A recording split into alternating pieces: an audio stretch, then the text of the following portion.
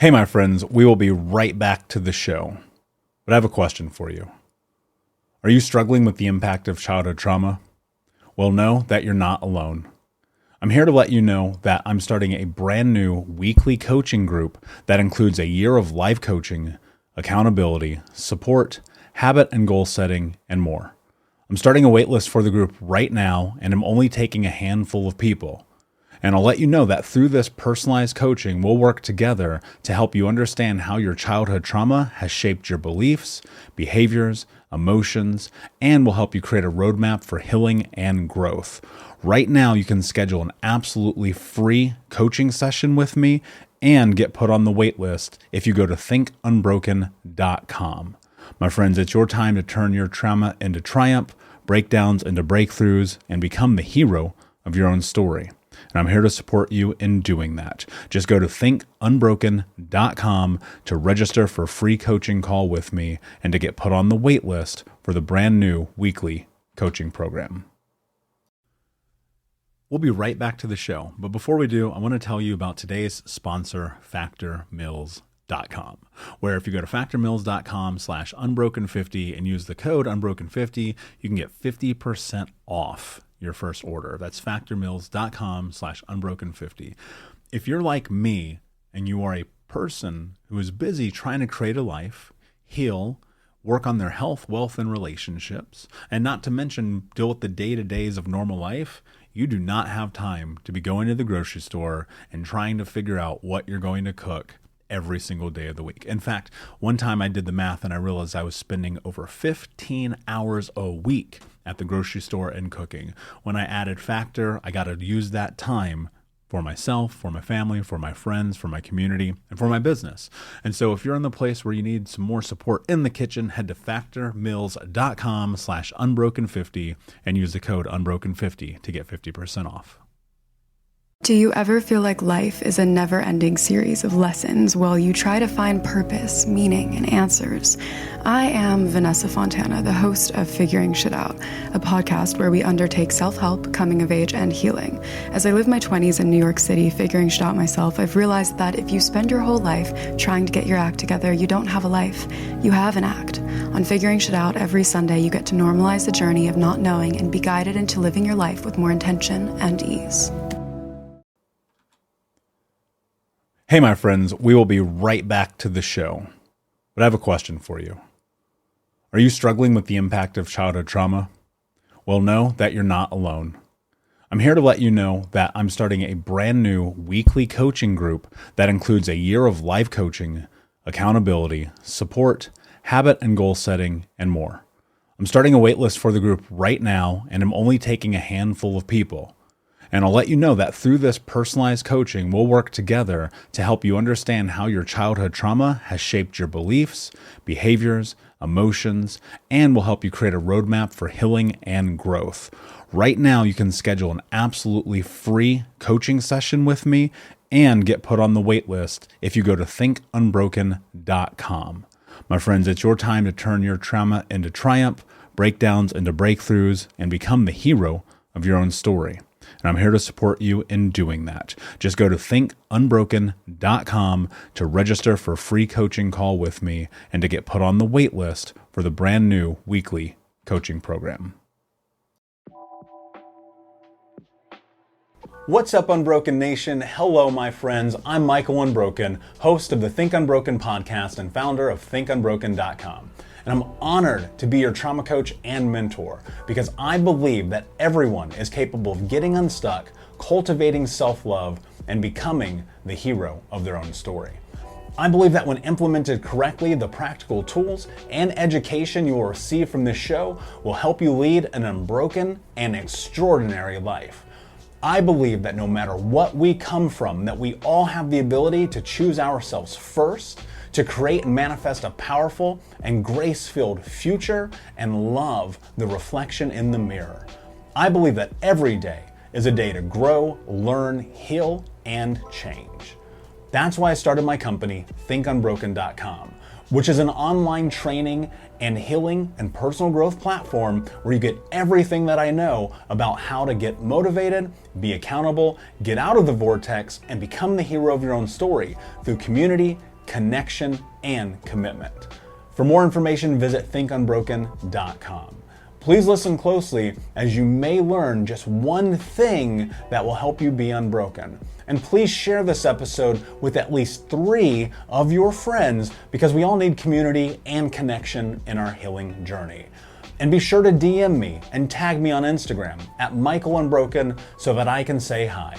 I just want to thank you again for being a part of this, for listening, and being a member of the Unbroken Nation. Now, let's get into today's show and make the world unbroken.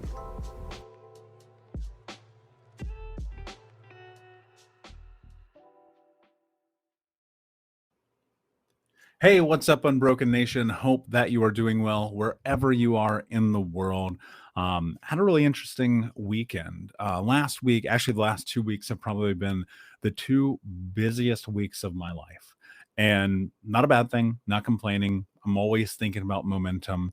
And sometimes when you're caught up in momentum, you're like, pause and like, oh my goodness, I'm going 100 million miles an hour. That's not always beneficial, because sometimes you need to take a break. Sometimes you need to relax. Sometimes you need to do nothing all day. And that is what I did on Sunday this week. And in that, one of the things I did is I went and saw the new documentary film about Anthony Bourdain called Roadrunner. And it was so incredible that I sat down and I decided to write a piece on it. Not a review, not a this is what to expect or anything of that nature, but just kind of my thoughts, my takeaways, my initial reaction to it. What's really interesting about the journey that I've had and where I'm at right now with Think Unbroken and life and all the things is it's all predicated on me being a writer first. And I love to write. I write frequently. It's on the blog. I write frequently that, get posted on social media.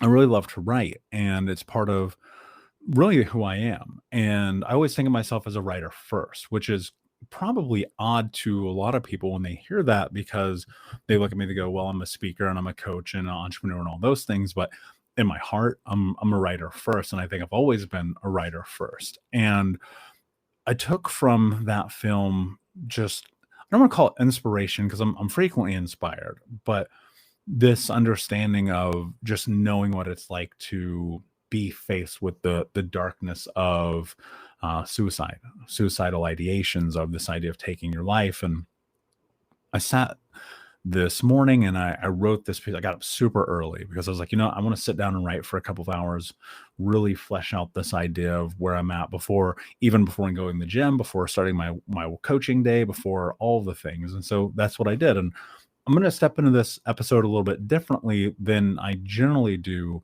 because I'm actually going to read what I wrote. And the reason why is because it is constructed in a way that helps me convey my thoughts about not necessarily even just simply Anthony Bourdain's life, but about suicide. And excuse me, I have some water. If you're watching this, I apologize. So I'm going to read this to you. And if you're watching, this will probably be a boring episode to watch, because I'm going to look at this piece of paper in my hand. Well, multiple pieces of paper in my hand. But if you're listening, I want you to think about this for a moment.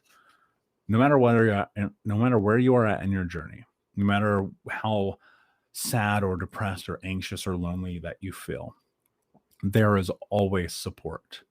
There's always a way that you can reach out. And I know that's not always the easiest thing to hear. And I wish that I would have this understanding when I was 25 or when I was 14 and I attempted to take my own life, because I just felt like there was so much darkness. I didn't know what to do with it. I didn't know how to navigate the feelings of shame and guilt and hurt and the ramifications of impact of trauma. And we know now, looking at the research, that people who come from traumatic childhoods are much, much, much more likely to end their own life. And I think people misconstrue it and say, well, it's selfish, or it's this, or it's that. And I always look at it as like, until you're in a place that is that dark, it's really hard to wrap your head around why it's justifiable for some people. And look, I'm not saying that it's okay. I don't know that it is or it isn't. What I do know is that when you are in this place, that it is so for lack of a better term, lonely and unkind, and the words in your head are just this constant reinforcement of what you're not capable of doing, and not believing in yourself and saying, well, why should I bother? Then it's really simple to get caught up in that. And when you get caught up in that, it can overtake you. And that was my experience. And so sitting watching that last night, I heard people in the crowd being like, that's really selfish, and I don't understand why he would do that. And I thought to myself, well, of course you don't understand, because you're not him. And that idea of walking a mile in people's shoes always makes me think about the truth that we don't understand what's going on in other people's minds or heads. And even ourselves, often we're conflicted with understanding who we are. And as I sat and I heard those things, I just thought to myself, well, it's easy to say that until you faced it, until you've been looking down the, lack of a better term, the barrel of a gun and going, well, what the hell is it that I'm supposed to do next? And so I'm going to dive into this. I'm going to read this. I know it's going to be a little bit off kilter from the norm where I'm just kind of like freestyling and having a conversation, but I think that this is an important thing to talk about. And because of that, I'm going to share that with you today. So without further ado, and if you could bear with me, because even like when I read the audiobooks, there was a lot of stop and start there. So I'm going to try to do this in a succinct way. I watched Roadrunner yesterday, the new documentary about Anthony Bourdain's life, rather death. And it reminded me that some people in the audience just don't get suicide. I mean, what's so hard to get? Wow, he is so selfish. And I would never do that, murmured between the sounds of crunching popcorn and sips of beer from the lips of people who maybe just don't get it and never will. And that's not a bad thing. I wish I could say that I walked away with a new love and appreciation for Bourdain, but I didn't. And that is because I do get it. And in all fairness, he's always one of the three people I would want to have dinner with, Jay-Z and Freddie Mercury being the others. I understand why he chose to take his own life, and it's that simple. However, in doing so, he leaves behind a world of darkness and melancholy anywhere that the lore of the iconic traveler might have touched. My understanding of his choice, selfish or not, comes from being in that darkness myself. People will say suicide is selfish, and I can get that, but most people don't understand that sometimes it's the only thing that feels like it will set you free from the torment in your head. It's easy to be dismissive of what we don't understand and call to attention that maybe it was us. See, this is what I was talking about. It's easy to be dismissive of what we don't understand and call attention that maybe if it was us, that we would do it differently or that we wouldn't do it at all, whatever it was.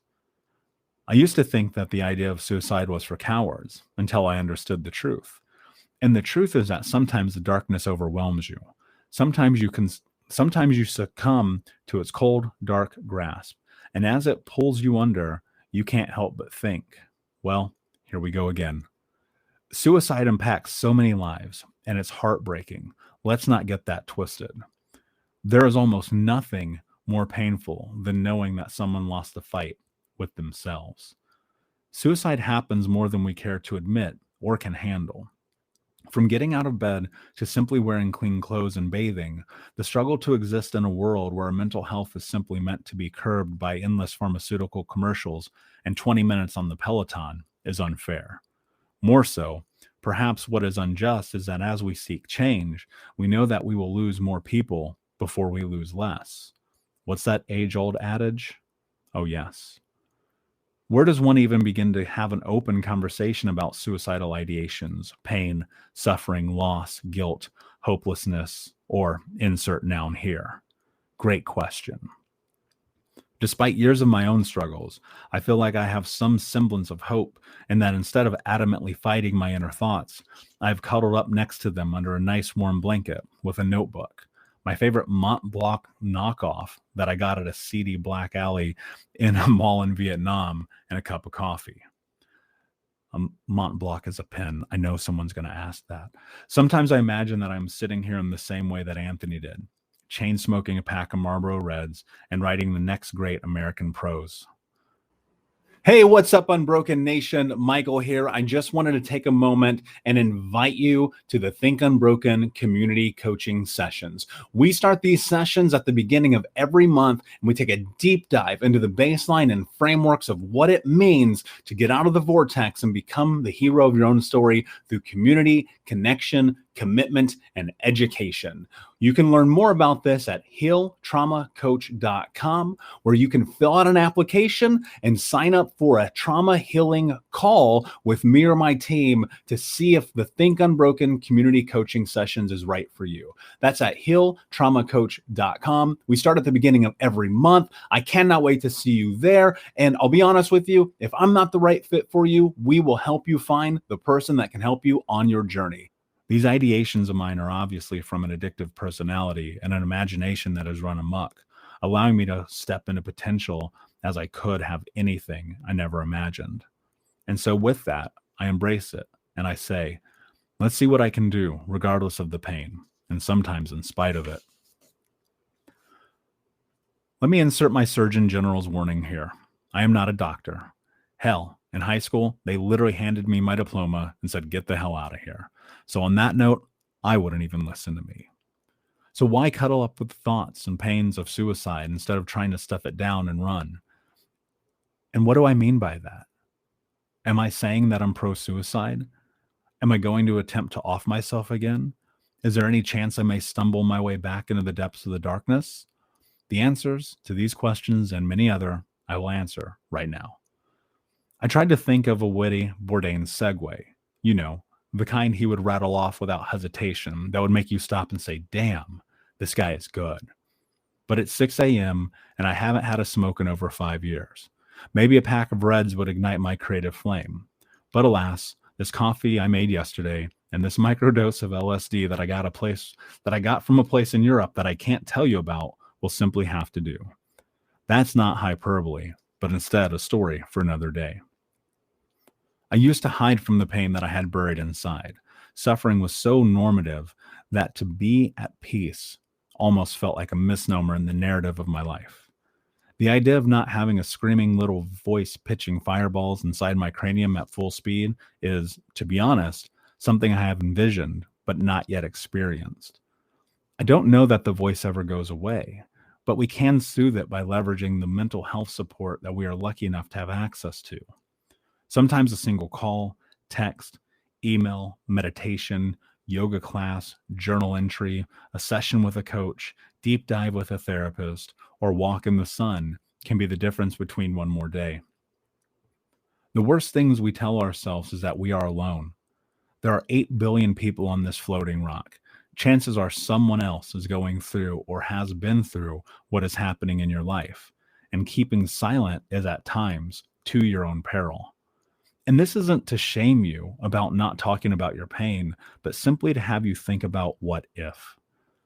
I think about the impact of my mother's suicide attempts and how, whilst in the developmental state, I learned to cope with the fact that some people are crying for help and others attention, and how that understanding shaped the conversation I had with myself about stepping into that white light by my own hand. I would be remiss not to note that fact. And this is not to be taken lightly, that her mother and her father tortured her mentally, emotionally, and physically, and their parents before them. Generational trauma begets generational trauma, and I am yet another statistic of those who have been hurt and those that have found support on their way to the other side.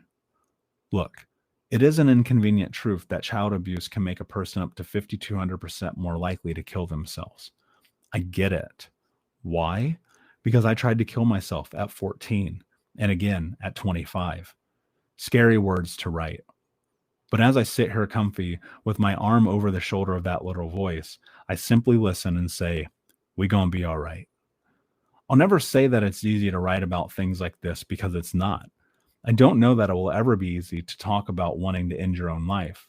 Still, the truth is that I know that I am not the only one who has had these thoughts. And my hope is maybe this small, dare I say, an homage to one of the people I admired in the world the most may be a gateway for whoever is standing behind me to seek help. No one wants to talk about mental health at scale because then we have to heal and scare away the sponsors. There's nothing worse for the bottom line of big pharma than a people who are healed and doing the work. Now, let me be clear. Before another keyboard warrior attempts to cancel me, I see a great value in prescription medication. I myself have dabbled a time or two, but knowing the efficacy rate of most SSRIs is a measly 3 to 5%, depending on the study you read, it's hard to validate the 37 commercials I just watched while trying to indulge my desire to see people get a golden buzzer on my favorite guilty pleasure reality TV series. Are prescriptions a solution for suicide? Maybe, but most likely other measures can serve as greater. I think about the creepy crawlers that hide all around us, especially the ones in our heads, and how the difference between life and death for some of us is the person on the other side of that door, or most often, the reflection in the mirror. It's impractical and irresponsible to say that I may never attempt suicide again, and I know that as a leader in this space, people will tell me it's impractical and irresponsible to even write that, but I don't care. I don't want to hide from the reality that it happened or that it pops up in my head from time to time. The truth will set you free, right? But more importantly, the truth will make you understand what is happening in your life because of your thoughts that you are having. I never anticipated my mental health journey would lead me to this moment. Still, I get swept up by the maelstrom of my seemingly desperate desire to create a massive impact on the world by having hard conversations. Suicide is a complicated conversation, and I applaud those, like me, that have non-figuratively looked down the barrel of a gun. And more so, I hold dear in my heart a space for those that didn't get to see the other side. I could create a laundry list of the top 10 things to do when you are thinking about killing yourself, but you have Google, and I don't know that a diatribe of that nature would suit anyone. The only thing that I do know is that battling the painful memories, emotions, and voices begins with acknowledging that you might need a little help and that you can't likely walk this journey alone. Gonna try with a little help from my friends.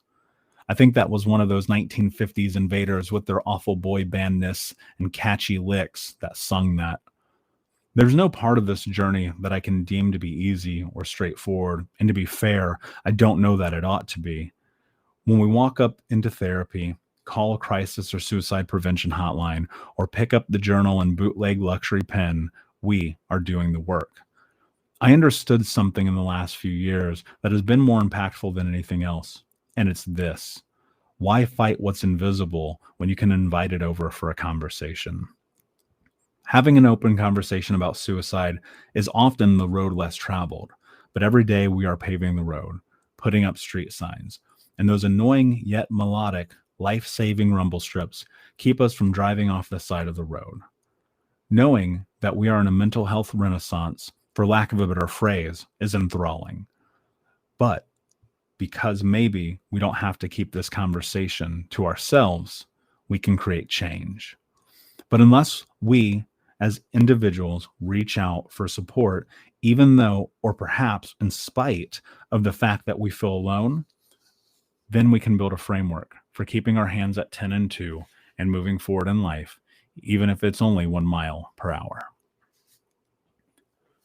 I want to say this, and I'll leave it here, cut this episode to the end. Sometimes literally the difference between life and death is reaching out for help. And if you're in a place in your life where you feel like the darkness is overtaking you, I invite you to reach out to me or reach out to someone to ask for help and support. I'm not saying that suicide is the right or wrong choice for you. I'm just saying have a conversation about it before you make a decision. Unbroken Nation, hope that you just got a tremendous amount of value from today's episode.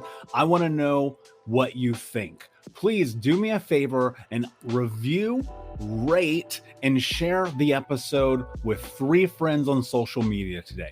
It would mean the world if you did, because ultimately at the end of the day, creating community and connection is how we heal generational trauma in the world. And I need your help to do that, Unbroken Nation. So if you're on iTunes or Spotify or wherever you are, please like, comment, share, review. I want to know not only what you like about the show, but how I can make the show better, how I can make this further about helping you on your healing journey. So do me a favor, and when you do, shoot me a screenshot of you making the review to my DM at Michael Unbroken on Instagram so that I can have a conversation with you, say hi, and more importantly, so I can share it with the Unbroken Nation. Thank you so much, my friend. Hey, my friends, we will be right back to the show. But I have a question for you. Are you struggling with the impact of childhood trauma? Well, know that you're not alone. I'm here to let you know that I'm starting a brand new weekly coaching group that includes a year of live coaching, accountability, support, habit and goal setting, and more. I'm starting a waitlist for the group right now, and I'm only taking a handful of people. And I'll let you know that through this personalized coaching, we'll work together to help you understand how your childhood trauma has shaped your beliefs, behaviors, emotions, and will help you create a roadmap for healing and growth. Right now, you can schedule an absolutely free coaching session with me and get put on the wait list if you go to thinkunbroken.com. My friends, it's your time to turn your trauma into triumph, breakdowns into breakthroughs, and become the hero of your own story. And I'm here to support you in doing that. Just go to thinkunbroken.com to register for a free coaching call with me and to get put on the wait list for the brand new weekly coaching program.